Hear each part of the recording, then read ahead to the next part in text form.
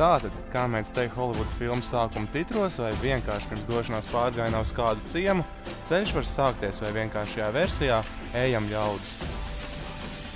Tā mēs 9 labi izgulējušies un ieinteresēti studenti sākam savu skatīšanos, klausīšanos, pētīšanu, visa jaunā un vēl neredzētā iepazīšanu Latvijas Zinātņu akadēmijā. Tiek noskaidrots virziens, piebrauc lifts, sastumjamies tajā iekšā un tad tikai uz augšu. Rīga pa kreisi, pa labi, viss apkārt. Vējš sejā un skats, par kuru ir vērts maksāt vairāk par 2 latiem un 17 stāvu braucienu. Bet Rīga, kaut ne no augšas un ne tik skaista, ir ar mums katru dienu, kad pretī pārējai šai sastopamais ir ekskluzīva iespēja, īpaši rakstura gadījums un zinātne mūs sauc.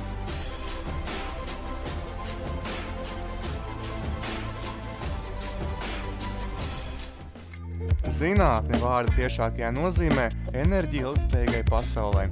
Mašīnītes, ritenīši, visādas citādas izglītojošas spēļmantiņas izstādē, kas parāda un māca iegūt enerģiju netradicionālos veidos un ar stipri nopietnāku un taupīgāku attieksmi pret resursiem, nekā to ikdienā darām mēs.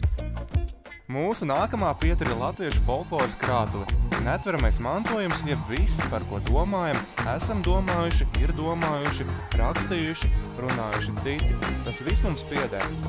Šajā pašā vietā tiekam iepazīstināti arī ar folkloras tehnisko pusi, veco laiku fotoaparāti, skaņu ierakstītāji un atskaņotāji, un to, cik tas viss tomēr ir bijis un joprojām ir sarežģīts, bet interesants process.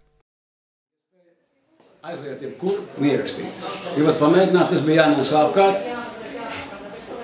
Igauniem ir ārkārtīgi skaista bilde, kur folkloristi devušies ierakstīt dziedātājus un tādā lielā somā nes kaut ko tādu ar pašu zemi. Ja?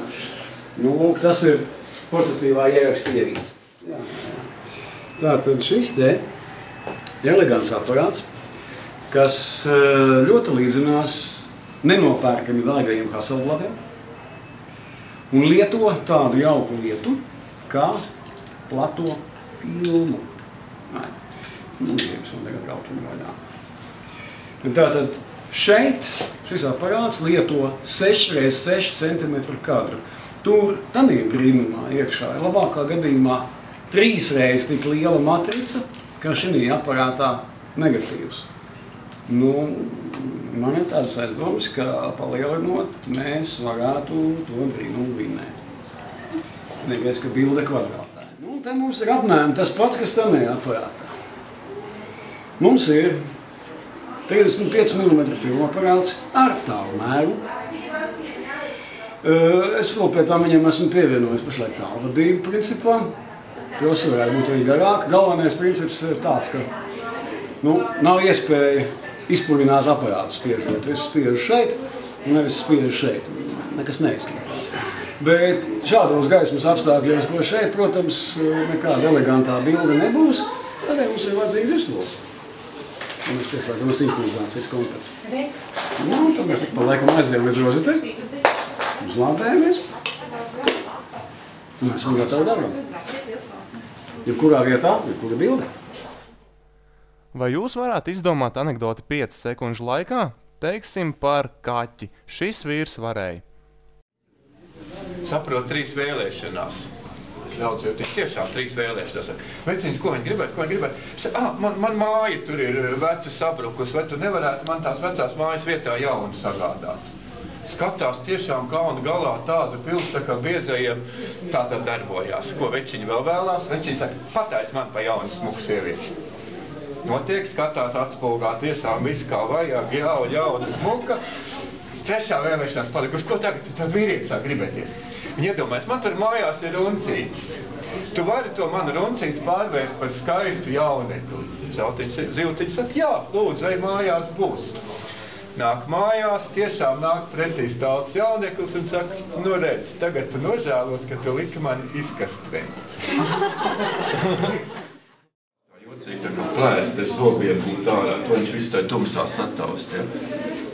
Viņam paliek tā diezgan briesmīgi, viņš domā, nu tagad vajadzētu mukt. Galvenā atklāsme par šo folkloras veidu, spoku stāstiem, bija tāda, ka nav nozīmes, kāds ir saturs, cik nesakarīgs stāsts ir apakšā, galvenais ir panākt vēlamo beigu efektu. Ja skatās durvīgi, tas stāv priekšā, acis spīd, nekāda mukšana nesanāks. Ko vēl varētu darīt? Viņš tā pamēģina, varbūt ar jokošanu kaut ko. Viņš tā drebošā balsī saka, nu, ko tu ar viņiem dari? Vai tu viņus ēdi? Jā!